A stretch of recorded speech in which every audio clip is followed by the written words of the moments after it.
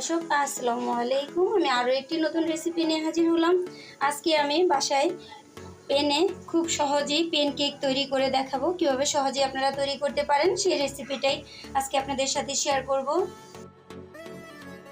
এখানে আমি দুটো ডিম আগের থেকে ভেঙে নিয়েছি। আমি রুম টেম্পারে থাকা ডিমগুলো নিয়েছি। চেষ্টা করবেন রুম টেম্পারে থাকা ডিমগুলো নেওয়ার জন্য। এখানে 1 চিমটি লবণ নিয়েছি।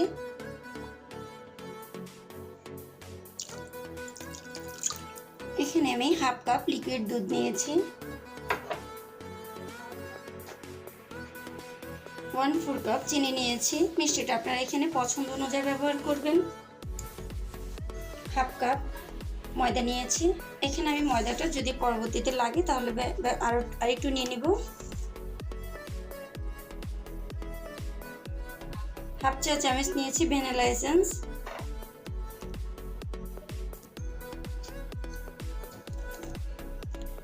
আমি এখানে ময়দা নিয়েছি হাফ কাপ। যদি এখানে ময়দাটা পরবর্তীতে লাগে তাহলে অ্যাড করে নেবেন। আগে ময়দাটা ভালো করে মিক্স করে নিয়ে দেখবেন লাগবে কিনা।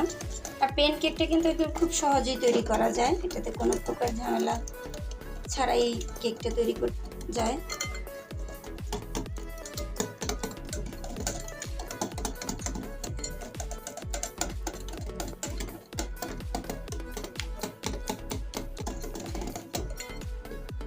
এখানে আমি আরও 1 টেবিল চামচ ময়দা ব্যবহার করলাম।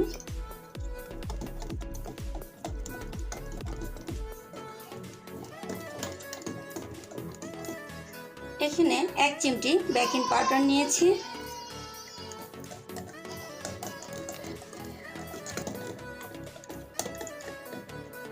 কেকের ব্যাটারটা যদি এরকম ঘন হয়ে যায় তাহলে বুঝতে হবে যেটা হয়ে গেছে। এখন আমি চুলায় চলে যাচ্ছি। এখানে আমি একটা ফ্রাই প্যান বসিয়েছি। এই ফ্রাই প্যানে আমি পেন কেকগুলো তৈরি করে নিচ্ছি। আমি এখানে চুলার আঁচটা একদম জিরোতে রেখেছি। এখন আমি পছন্দ অনুযায়ী দিয়ে দিব। আপনারা চাইলে এটাতে 3টেও তৈরি করে নিতে পারেন অথবা একটা করেও তৈরি করে নিতে পারেন।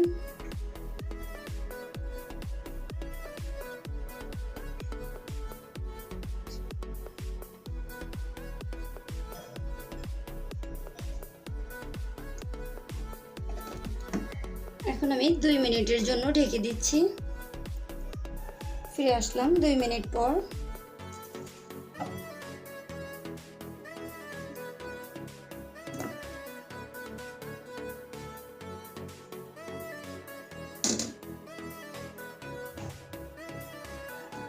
এই পেন কেকগুলো যে এত মজাদার একটি কেক, এটা না খেলে আসলে বোঝা যায় না।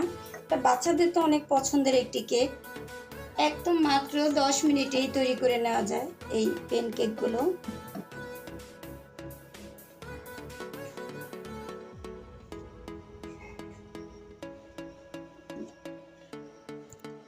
এই পাশে আমি 1 মিনিটের মতো রেখেছি, কারণ প্রথম 2 মিনিটেই আমার কেকটা একদম সম্পূর্ণভাবে কুক হয়ে গেছে। এইভাবেই আমি সবগুলো বানিয়ে নিচ্ছি। তৈরি হয়ে গেল মজাদার পেন কেক। দেখুন কত সুন্দর হয়েছে পেন কেকগুলো, একদম সফট হয়েছে। মাত্র 10 মিনিটেই কিন্তু এরকম মজাদার একটি পেন কেক তৈরি করা যায়।